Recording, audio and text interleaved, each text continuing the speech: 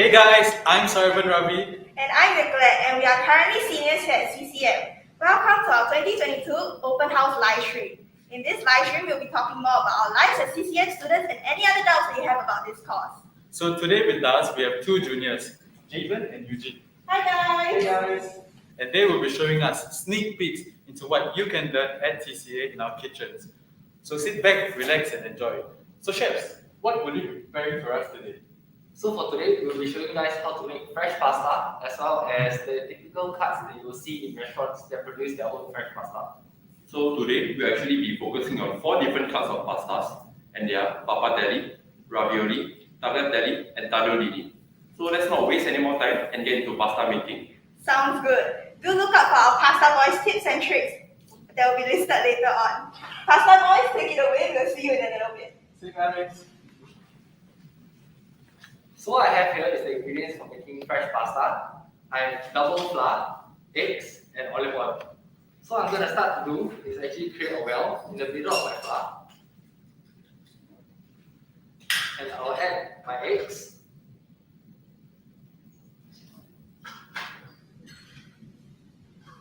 Half a teaspoon of olive oil.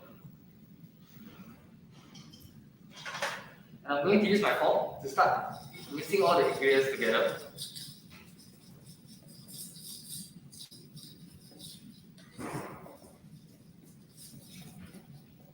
So some of you might be wondering what double O flour is. So double O flour is actually your typical wheat flour that has been grounded to a finer texture. So this will actually produce a smoother texture to the dough after resting. Isn't that right, Javen? Yes, the fine texture of the flour really does affect the final product. So as you can see, it's starting to get a bit crumbly, and that is where we can start to slowly move on to using our hands to knead the dough.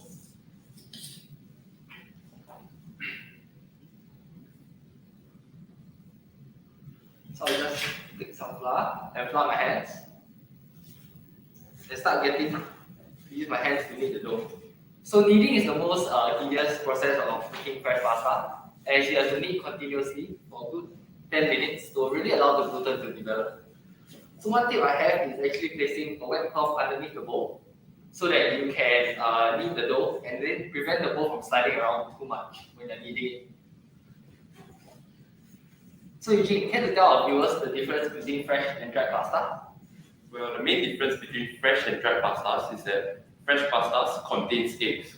So since eggs are perishable, they have a shorter shelf life of around 2 to 3 days, whereas dried pastas usually have a much longer period of shelf life. Since fresh pastas have a much higher moisture content, they require a shorter cooking time of around 1 to 2 minutes, depending on the thickness of the pasta, whereas dried pastas usually take around 7 to 11 minutes of cooking time. So for fresh pastas, it's actually quite flexible because you can form into any shapes that you like, whereas for dried pastas, it is actually soaked in a limited amount of shapes and sizes that you cannot change. So one thing I want to share with you is that many of the people will think that pasta is actually originated from Italy. However, the earliest form of pasta was actually made in China during the Shang dynasty.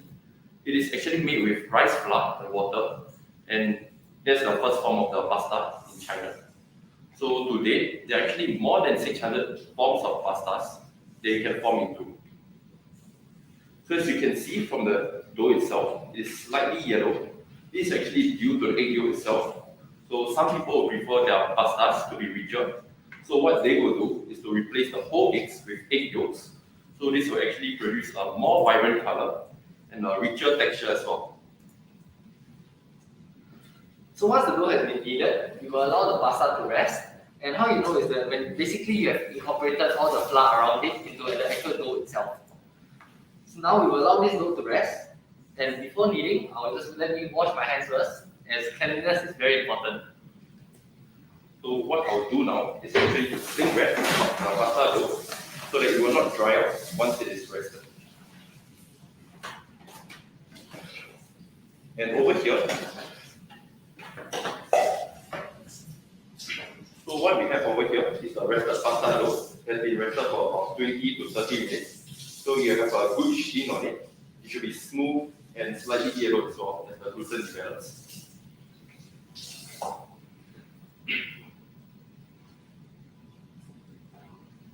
Thank you, Eugene. So now I'll be rolling out the pasta. So as Eugene mentioned, the dough is actually allowed to compress, so that when we roll it out, it will be much easier for us to handle.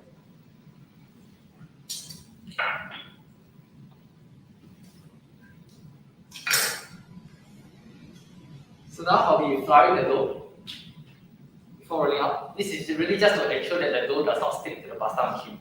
Speaking of which, this is the pasta machine that we have here. This pasta machine actually has 3 attachments. And basically the first attachment that we have is the pasta sheet roller, where we can control the thickness of the pasta, ranging from 0 to up to a size 9. So right here we have the second attachment, which is a flat attachment to roll out our tagliatelle. And then we have the spiral one for our ravioli.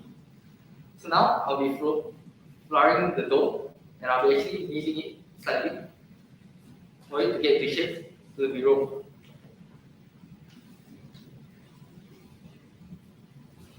Once again, I'm just giving my machine some flour to prevent the dough from sticking into the machine.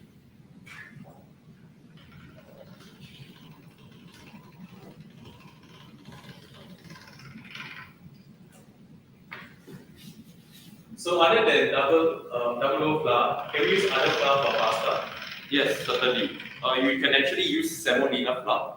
So some people will actually use half semolina flour and half double O flour. And since semolina flour is a durum flour, you actually have a better bite and create a better texture when it's cooked. However, one drawback is that you'll actually be harder to handle since the dough will be slightly harder. But actually, this will give a better bite compared to double O flour itself.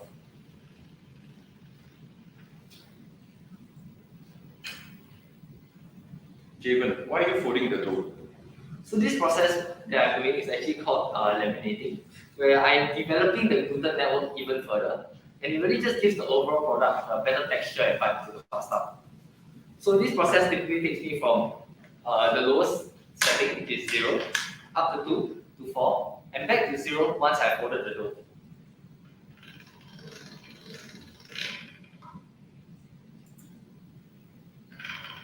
I noticed that every time you roll your pasta, you feed it into the machine twice. Why is that so? So the reason for doing that is just to really remove any irregularities and lumps in the pasta, and just to make it more even when I'm rolling it up. So once you have laminated your dough, you can actually proceed to move on to the desired thickness of your cut of pasta.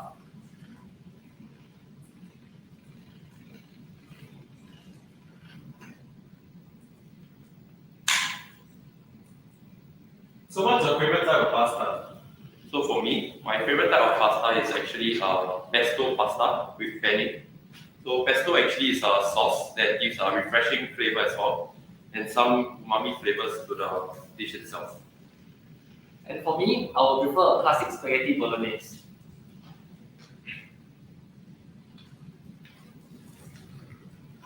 So what would you say is the hardest part of making a pasta? As I mentioned, the kneading is the most important part, but it's also the most tedious, as you really need to develop the gluten network so in order for your pasta to have that nice texture and bite. So now this pasta is almost to our desired thickness for the tagliatelle. And what I'll do now is actually just go ahead and flour the pasta sheet once more.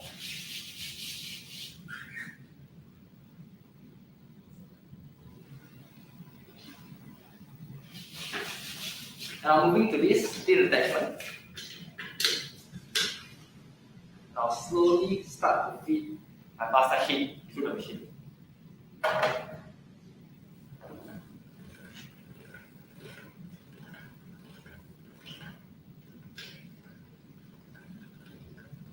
So that actually just looks like the mee kia that we see in our fishball noodle stores in the hawker centers.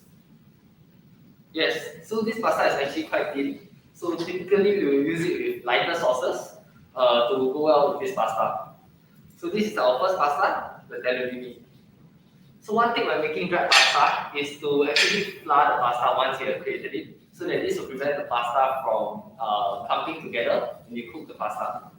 So next, I prepared some extra pasta sheets here, where I will be rolling out the next cut, which is the tagliatelle.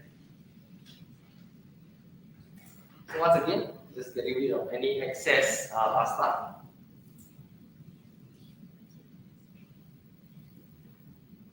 Now we're changing to the flat attachment.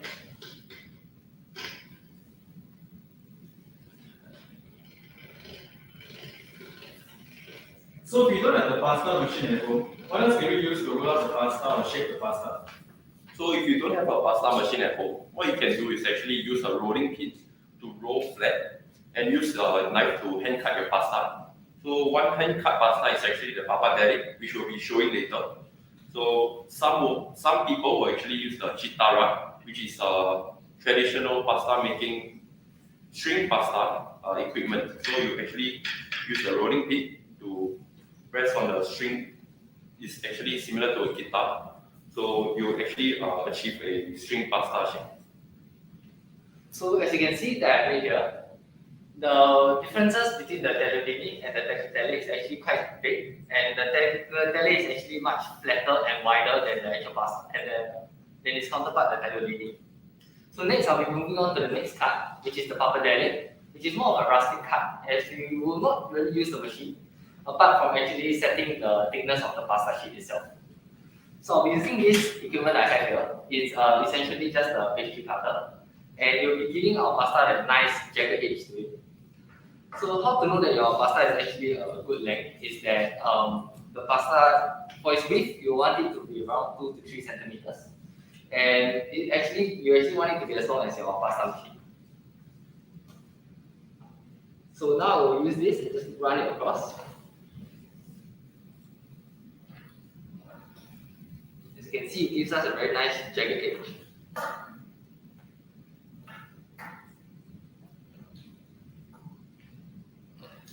How long can I keep fresh pasta in the chiller? So for fresh pastas, you can actually keep them for around 2 to 3 days in the chiller. And if you want to freeze them, you can actually keep them for up to 2 to 3 weeks to freeze them just for the best usage. As you can see, it's actually much wider, and this requires no use of the machine as well. So this pasta you can actually do at home. Another way to do it if you don't have this fancy pastry cutter is actually just using your knife to actually cut the pasta. However, that will result in a straight edge on your pasta. So once again, you will flour the pasta. Before letting it rest, so that it prevents any clumping of the pasta. Ever heard of pasta made from potatoes? Yes, pasta made from potatoes is actually called gnocchi. So some people might want to sieve their flour when they make gnocchis. So this is actually to make the gnocchi fluffier, since they are pillow shaped, so they will have a fluffier texture. And gnocchis are actually not handled a lot, so it won't actually disrupt the gluten developed in the dough itself. So next, I'll be moving on to making the ravioli. So for today's ravioli, we actually have prepared a prawn filling. So what ravioli essentially is basically just a stuffed pasta, and there are many things that you can actually stuff it with. But today we decided to go simple with a prawn filling. So right here, I have my prawn mousse inside a piping bag, and I'll be essentially just piping a decent size amount in this pasta dough. What other type of filling can I put in the ravioli?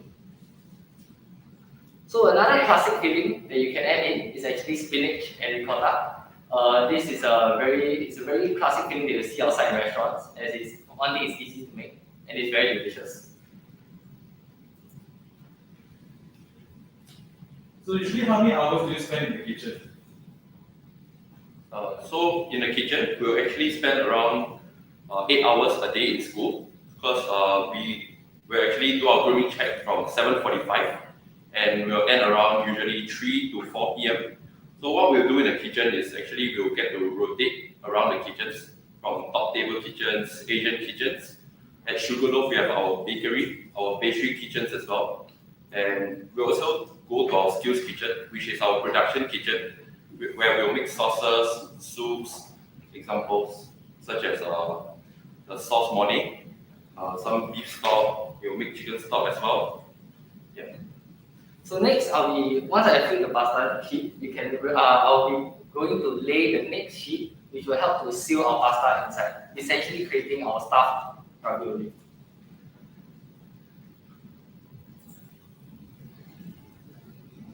So I'll be making sure to squeeze any excess air pockets. And what I have here is essentially a cookie cutter. But I'll be using the blunt edge to actually help shape my pasta into a nicer shape that is more presentable.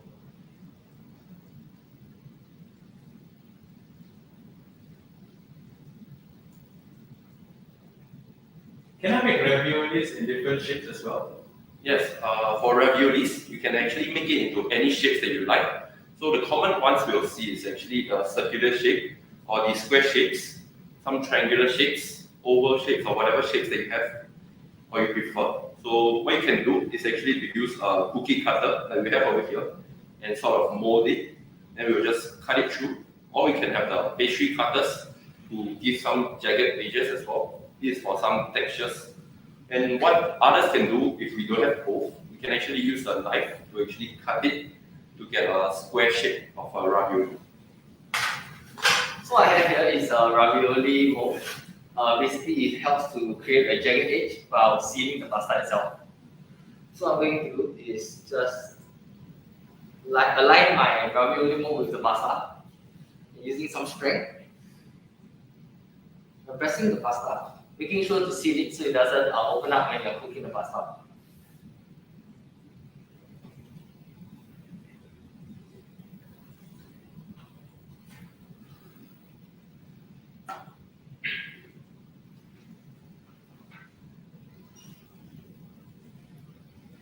So what are some of the experiences in the kitchens that you can never forget? Some amazing experience I have in the kitchen is that I get to bond a lot with my classmates. So in year one, we actually didn't get to bond with our classmates since all our classes are technically online, and only towards the end of the year, we'll actually go back to the school and meet our classmates for our lessons such as economics and principle of management. So in year two, it was actually more practical. We had our culinary practicum for the entire sem of 2.1. So we actually spent 8 hours a day in the kitchen, and technically we have spent half of our semester with my friends and our classmates. So this actually helped us to bond together as a class. I find it quite interesting because I don't think other courses have such practical lessons. So your pasta mold has uneven edges, just be sure as you just remove it to make it slightly more presentable.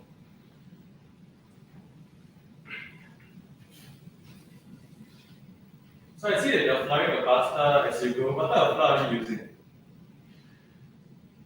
So this is actually a double O flour as well, but you can use technically any type of flour. Since we are using double O flour for our pasta, we will actually use the double O flour for bench flour.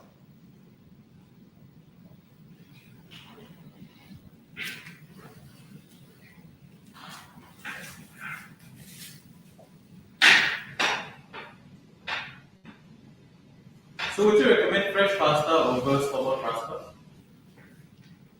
Yes, fresh pasta actually has the softer bite to it, and since we are Singaporeans, we actually get our pastas to be softer. However, for Italians, they actually prefer their pastas to have a more bite to it, so it'll be slightly a la dente. So we will slightly undercook it, not by a lot, because we just want a small bite to it.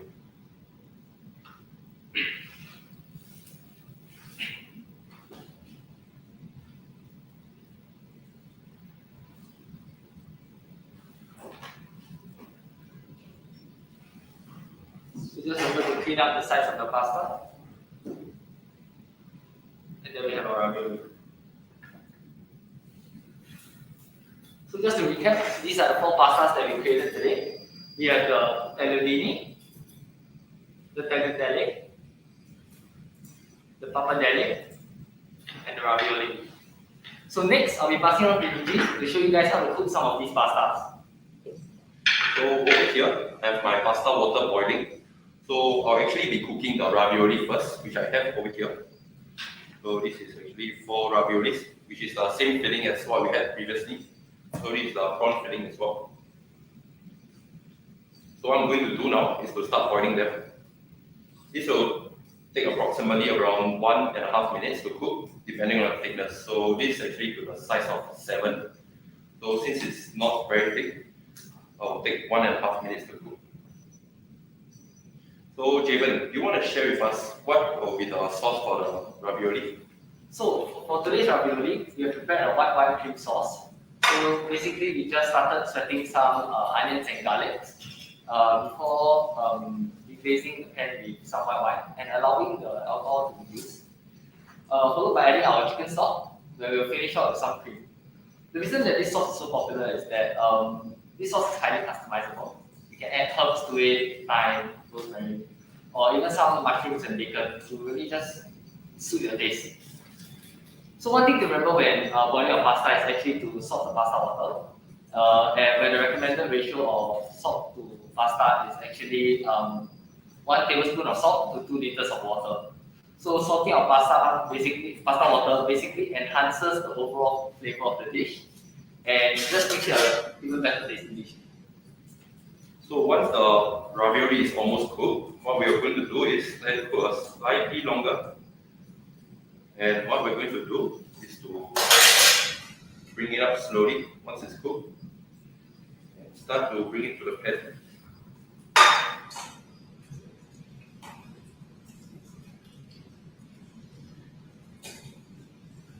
As you can see.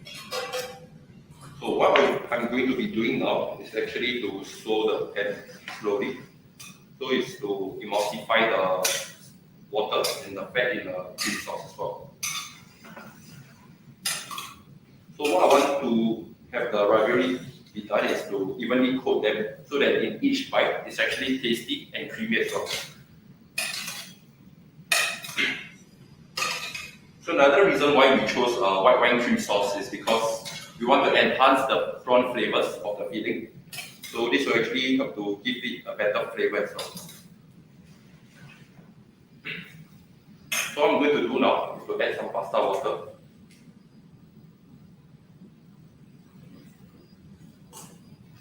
And swirl them slowly.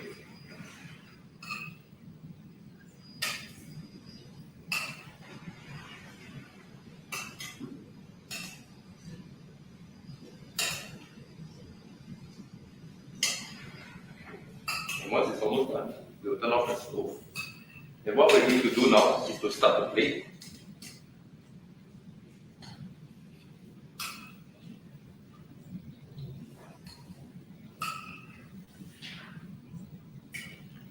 Then we'll get some sauce on it, drizzle around it.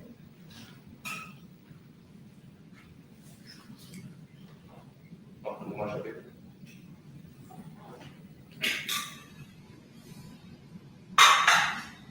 And what we're going to do now is to grate some parmesan on it.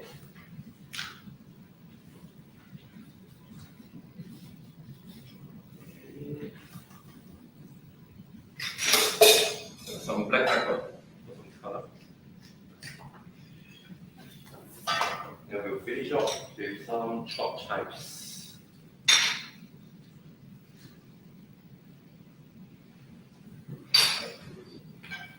And we'll clean the plates.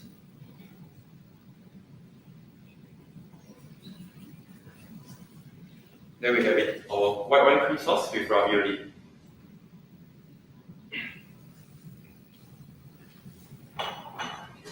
So next up, we're actually going to be cooking our tagliatelle. So what we're going to do now is to actually boil the tagliatelle. And this will take around 1.5 minutes to cook. So Javen, do you want to share with us what sauce will we be having and how it is made? So for the tagliatelle, we have prepared a beef ragu. So essentially, we started by searing off some beef cubes in the pan. It's just to really give it a nice color and aroma to the beef. So next, we'll set it aside and we'll just start with our carrots, our celery, our onions, and followed by our tomato paste. So this is basically known as pinsach. where we allow the tomato paste to really caramelize, which allows the dish to have a better flavor. Before deglazing it, before adding our roux, which is basically to help thicken the sauce, and deglazing it with red wine. So once the red wine has been reduced, we will start to add our beef stock and essentially the cheese. So essentially just help to flavor the dish even more and give it a better flavor profile. And what essentially the cheese actually is actually an aromatic pulp, which consists of parsley stems, dried bay leaves, black peppercorns, and yeah, so we will just really allow it to simmer for a good 1.5 hours. Okay, so once the pasta is almost boiled, what we are going to do is to just wait a few moments and bring it to the pan. As you can see, this is our tagliatelle. So what I'm going to do now is to slowly toss them and make sure they're evenly coated with the beef chunks.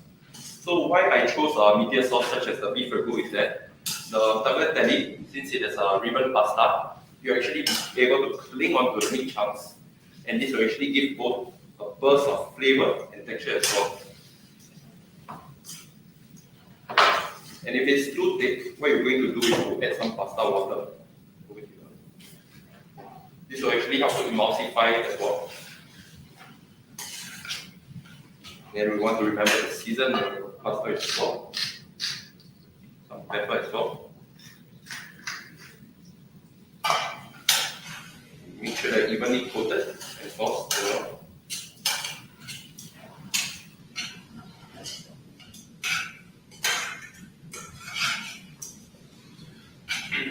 And once it's evenly tossed, what I'm going to do now is to start to plate. Okay. So what we're going to do is to take the noodles and start to plate first, followed by the beef chunks.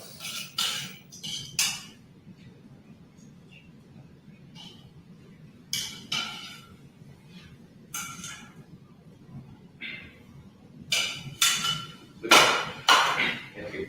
So what we're going to do next is to actually grate some parmesan on top.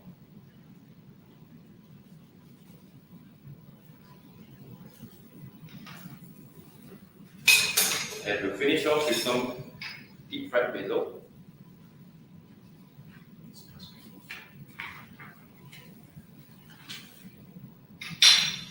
And lastly, what we're going to do is to clean up the plates.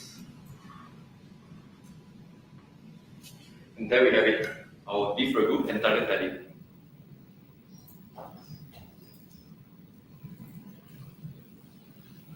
So this is actually two different cups of pastas with two different sauces. So Sarvan and Nicolette, come and let's take a look at what we have made here.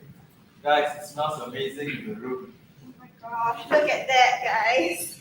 You guys see the food? Thank you, pasta boys. The pasta smells so good, and I can't wait to take it later.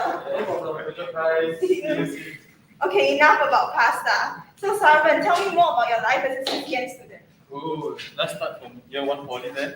Our journey here was so incredible.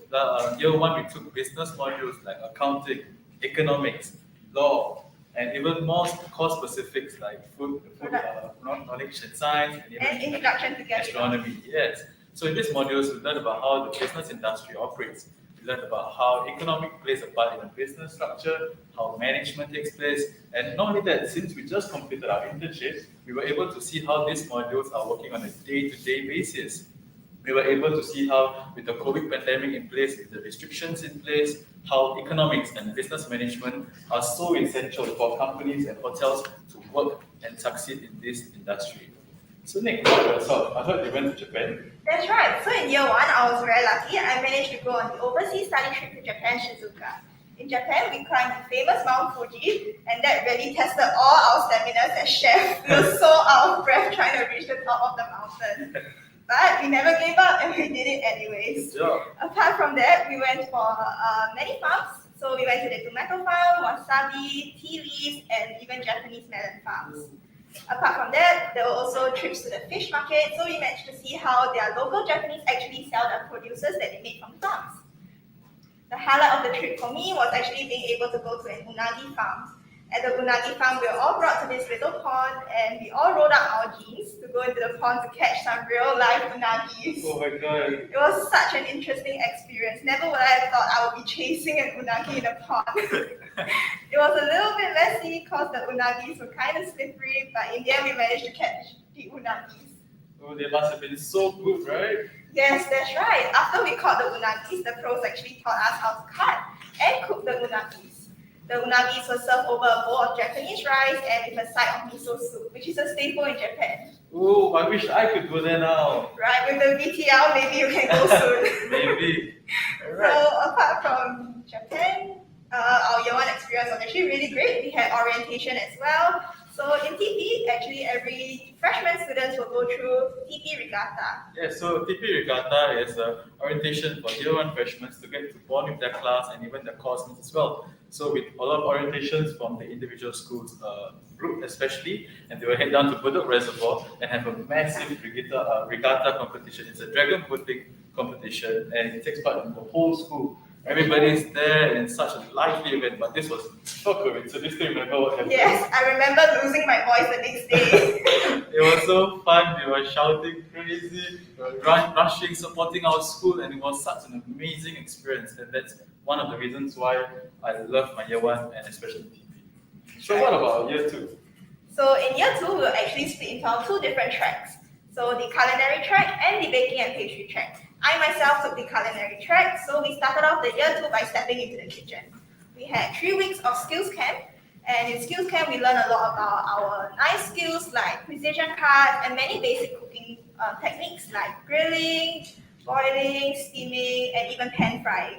It was a very good course for us because we managed to learn all the basics before we stepped into our different kitchens, like the top table kitchen and Asian kitchen.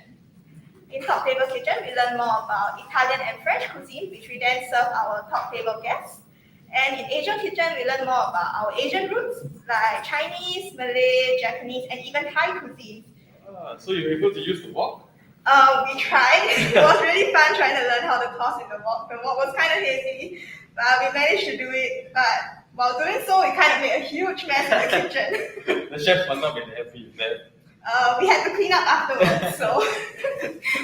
What about you, since you went for the baking and pastry route? So similarly to culinary, we do have a 3-week skills camp where we learn the basics of pastry, like methods like folding, creaming, lamination, and even learn how to make simple creams and muses as well. And we also have knife skill and precision cut. So after completing our 3 weeks skills camp, we will then head off to the 4 major kitchens: production, top table, bakery, and pastry. So starting off in productions, we learn how to mass produce cookies, muffins, pound cakes, and macaroons for our Sugarloaf Cafe. And after completing productions, we headed up to the top table, where we learn how to do beautiful plated desserts. We learn how to play with colors, shapes of desserts, and even the choices of plate as well. So after completing top table, we head down to bakery. So in bakery, who doesn't love bread? Right, I feel like bread is such a staple here in Singapore. Exactly. So with bread, with our great lessons involved, we learned how to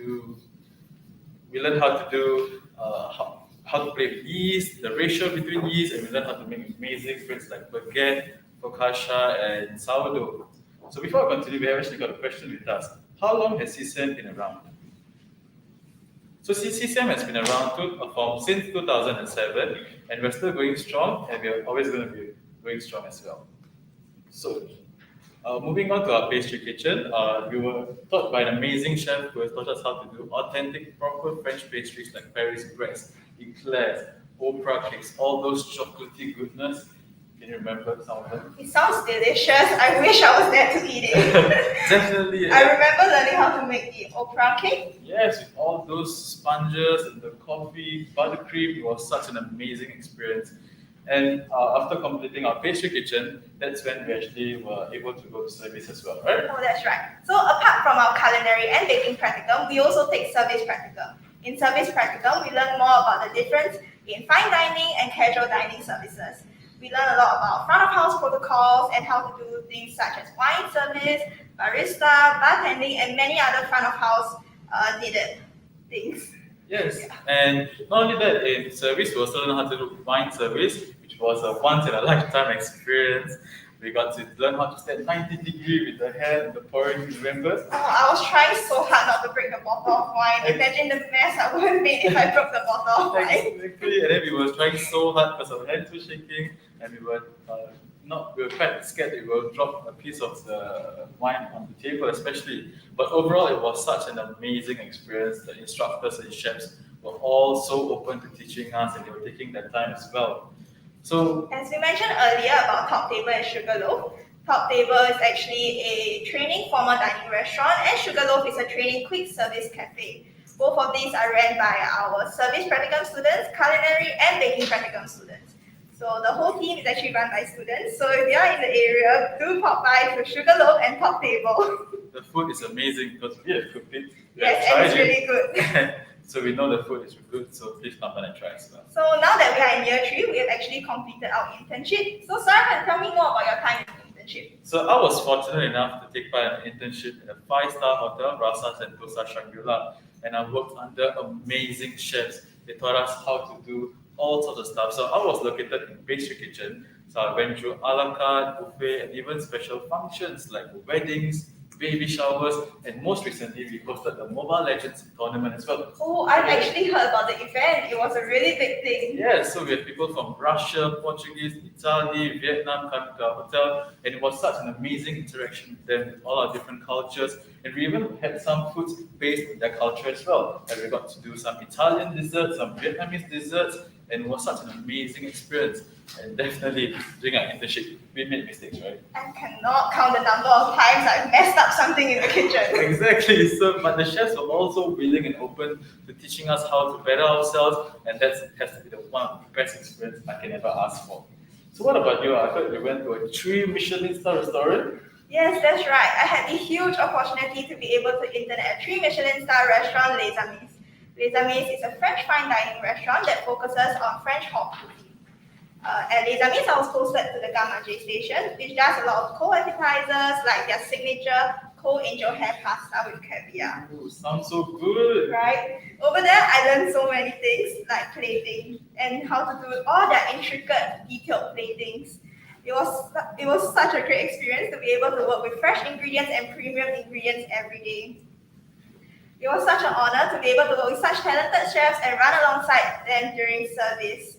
So meanwhile, while we're going on to the live show, please keep your questions coming as we are more than open to answer every question you had.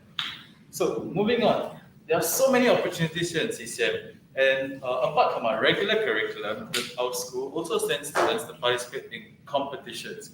So one of our competitions that we have participated in is World Skills Singapore. So World Skills is a competition where our students are sent to have a more competitive ground to improve their skills and hone their talents. That's right. So have you heard our senior actually won the Gold Award in the restaurant service in World Skills? Keisha, shout out to you and congratulations on the gold. Apart from World Skills, there are many other opportunities in CCM, such as the overseas study trip that I was fortunate enough to attend, and on top of that, there's also a credit transfer to a local culinary university. Currently, there's a university in Singapore providing a degree in the culinary arts, and that's none other than the CIA. So the CIA, also known as the Culinary Institute of America, is one of the places that you can head to after CCM to pursue a degree and specialize in either culinary arts or baking and pastry. That's right. CIA is a degree offered in SIT, Singapore Institute of Technologies. The CIA actually uses the same campus as our CCM students, the DCA, and the CIA chefs are also a part of our CCM teaching team. The CIA chefs actually taught us both in the baking and pastry side and the culinary side. For culinary, I was very fortunate to have a CIA chef teach me fabrication. How to fabricate the different meats, deboning a chicken, filleting a fish, dry aging, and even sausage and bacon making. Oh, so your mom must be quite thankful that you learned this course then. That's right, I can help out with the cooking at home. Exactly. I mean, where else can you do bacon and work at home? Right? The only time you'll really make your own bacon is if you join a culinary school. Exactly, so do join us if you like bacon. So, similarly to Nicolette, baking and pastry also had a CIA chef to come down and teach us, but our lesson was chocolate tier. And who doesn't love chocolate? Right? Sounds heavenly. Exactly. So the chef taught us how to do molding, tempering, carving, and we were even able to make entrecôte, which is a traditional chocolate cake, chocolate mousse cake as well. Sounds interesting. Maybe you can make it for us one day. Definitely. I mean, there's a kitchen right behind us. We can hop in and do a Chef, second lunch. can we use the kitchen later? We can have a second lunch demo then. Sure. Yeah, so, I mean, also a fun fact that we learned about that day was that chocolates have two characteristics, alpha and beta. Did you know that? I never knew that. All I know is that when I get a pack of chocolates, I will rip it open and eat it. And I think I speak for like 90% of the people on the planet. Okay. So before we continue, there's a question from our audience. So what type of flour and cheese did we use for the pasta? So for the cheese, we use Parmesan and ricotta, and also it's a type of hard cheese as well. And for the flour, we actually use a double O flour. Yes. So moving on, when we did chocolatier lessons, we were able to learn more about chocolates and not just the basic tempering that you see online. We were able to get a more deeper understanding about them as well. So another question popped up is, what is the ratio of water to the dough? So 100 grams of flour to 1 egg. So that's the ratio that we have used right behind during our live show. So if you're going to try and make up fresh pasta, do give it a shot with this ratio as well. So yes, what else did we learn in culinary especially? So we actually had a wine and beverage lesson, which was probably, I think, one of the highlights in our year 2. Definitely. So in wine and beverage lesson, we actually learned more about the different types of grapes, the origin of the wine, and how the aging process affects different bottles of wine. Apart from wine, we also learned about hard liquors like vodka, gin, and how all the other spirits are made. Definitely, and we were fortunate enough to have a proper tasting of some of the expensive hard liquor, and we were able to get a more clearer understanding of the complexity and flavor of them. And we were even able to identify how we can use such hard liquors or wines for our cooking as well.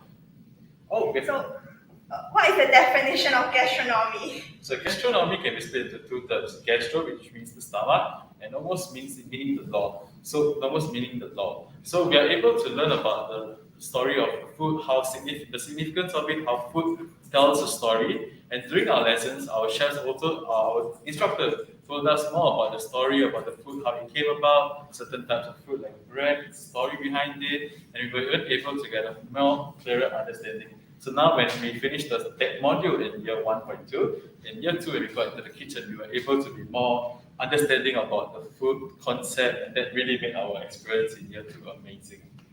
Another question that we got was, how many times has CCM won the Best Culinary Institute of the Year? So let me give you a hint. So 5.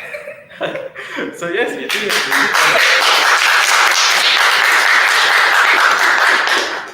Alright, so yes, we have to thank all the staff and students who have been working so hard to achieve this award, and definitely we are going to try our best to continue this legacy as well.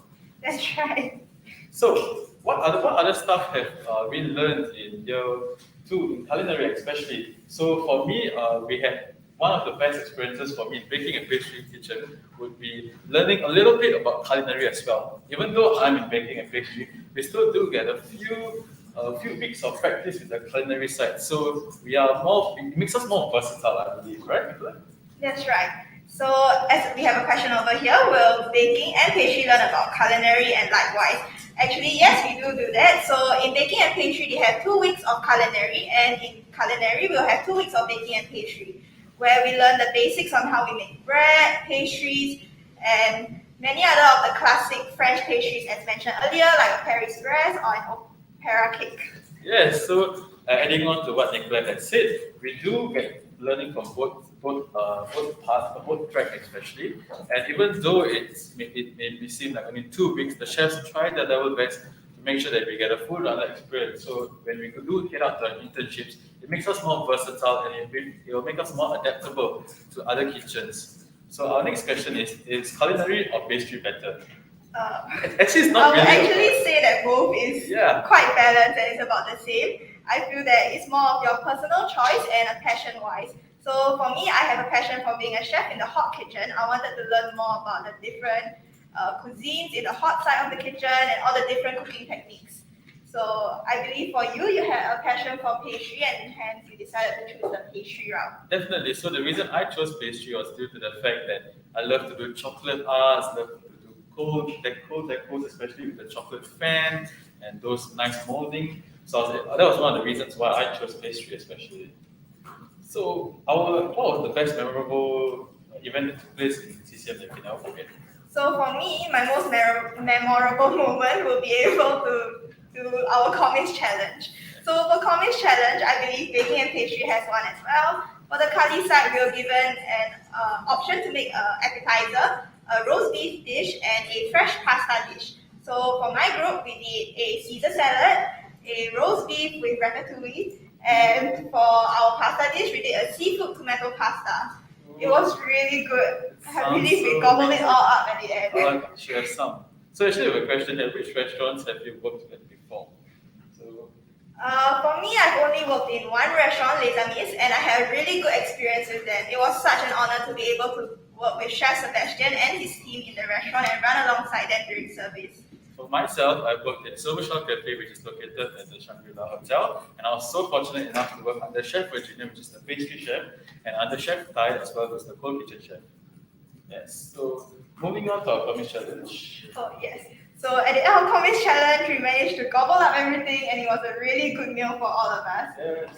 It was a very good experience for us to work together, as our group mates were actually randomized. So we didn't get to choose our group mates, but lucky for me, my group worked together really, really well, and I'm still really good friends with them right now. And Fred, not even if you're on pastry track as well, you do also have a comics challenge. But for us, it's one chocolate-based dessert, one fruit-based dessert, and then mignardes, which is also known as a petit four, usually served during tea time. So my group, we did a creamy, rich chocolate tart, which is still now I can still taste it. Have any left? I would love to eat We it. actually can make some right now. But other than that, it was such an amazing time. And like you said, since it's a group of people that I have not worked before, it was a fun experience because everybody has a different style of working, and it was so fun getting used to them and making new connections. And definitely, you need connections in this line of career. Yes, that's right. Exactly. So one of the questions that I just came up with is, if I'm a Muslim, is it okay for the wine and beverage lesson? So in wine and beverage lesson, we are actually not required to taste the wine. Tasting the wine is actually optional. So our Muslim students can opt to not taste the wine. They can use their other senses like sight and smell to look at the different viscosity of the wine and color and scent of the wine. Definitely, and usually we'll use a tool called a decanter, where we are able to find you're able to use it to find the classification of the wine through the color, smell. So you don't have to really taste the wine to get the proper classifications. You can use the other senses as well. What about the kitchen side? So for the kitchen side, we actually swap out the pork chop for a chicken breast during our skills camp when we were learning more about the technique of pan frying. So when available, the chefs will actually give our Muslim students chicken instead of pork. Yeah. So one of the questions that we've just got is, what is food business innovation? And since we're currently doing the module, right? So we can give you the first-hand experience on how it feels like. So, I should start first? Okay, so for the food business innovation, each class is actually grouped up, and we're supposed to come up with a business. So for this year, we are doing a chicken sandwich or chicken burger. So for my class, we're doing a chicken burger, a soy marinated chicken burger especially. We're doing the costings, the research, the marketing, and even the HR policies especially. So we're able to feel like how a proper organization is run through this project. And the execution is going to be another 2 more weeks. So it's going to be quite exciting with all the preparations, the mise en place especially. So what about your class? So for my class, we actually decided to do a miso chicken onigiri. So it was actually really delicious. I've had it already.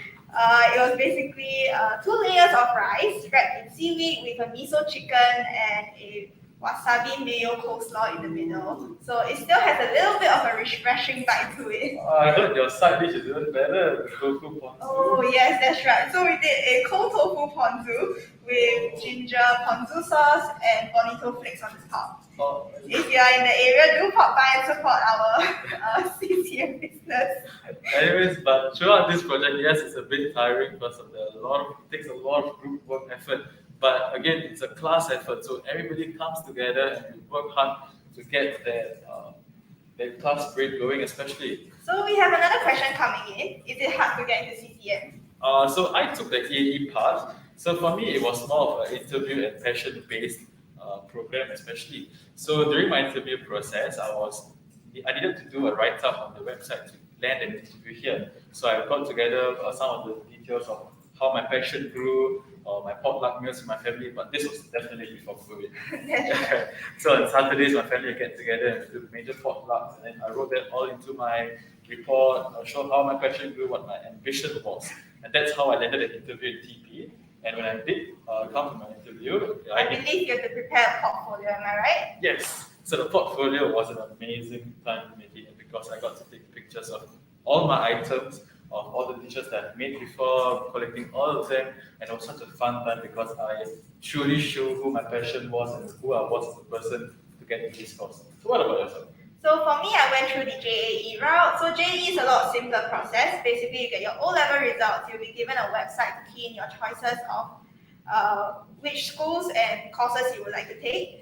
And from there, I obviously put CCM as my first choice because I wasn't planning to go anywhere else. And lucky me, I got it. Yeah, so it's all about the passion as well. So just because I went through AE and she went through JAE, as long as you have the passion for it, it's good to go. So another question is that how much are our school fees? So an estimated for a Singapore citizen would be for a year 2,900, and for a full 3 years would be 8,700 as well. So yes, we should continue with our wonderful experience in DP, right?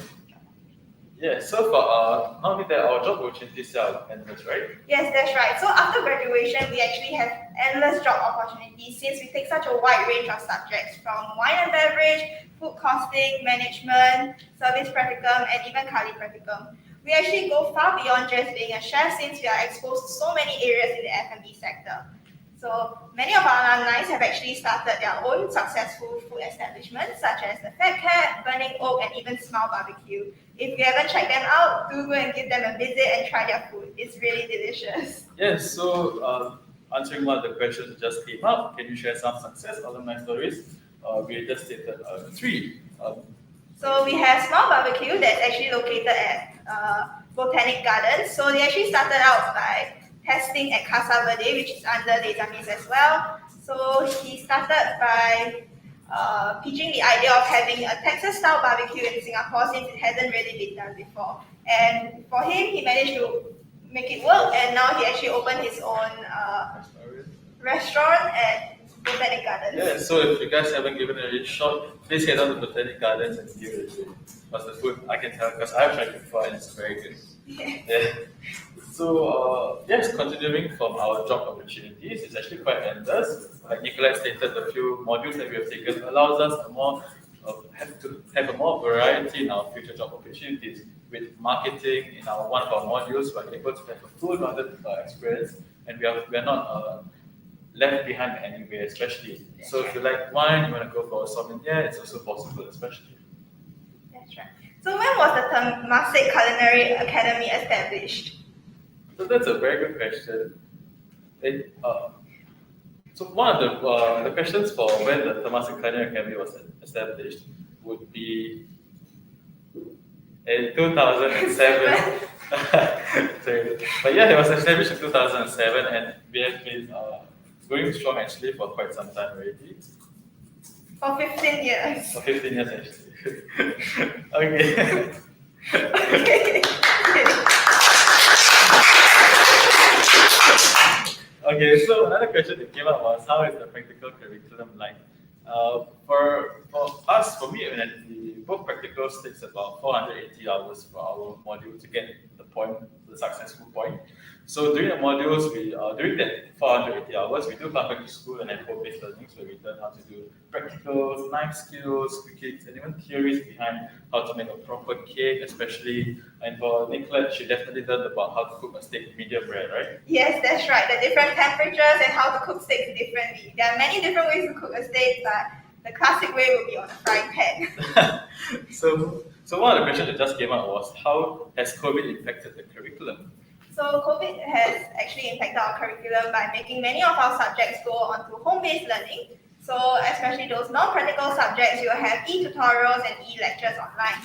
Apart from that, if we are having practicals, we'll come back for our practical sessions, so we really do not miss out at all. Definitely, and not only that, we are able to get a full rounded experience because our instructors make all the information needed for us available online at any time. So if you feel like studying at a certain time, definitely can go and study. And it's a fully quite a self-directed learning experience actually. So it's more on our own comfortable stage. And if you have any questions, our instructors are definitely available to answer those questions as well. That's right. We have now come to the end of our open house live stream. Thank you so much for tuning in. Do check out our TP website. And Instagram link as It's the well. CCM Instagram link page. Our chefs and lecturers are available for e-consultation after this. The link will be placed down below. Alright, so one more time before we forget, please follow us on Instagram and make sure to like all our pictures because those pictures are taken a lot of time and hard effort. So before we go, Kevin all said thank you for the hard work for both the HTM and CCM for making this live event possible.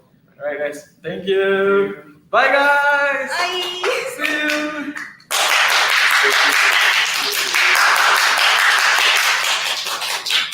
Follow us on Instagram.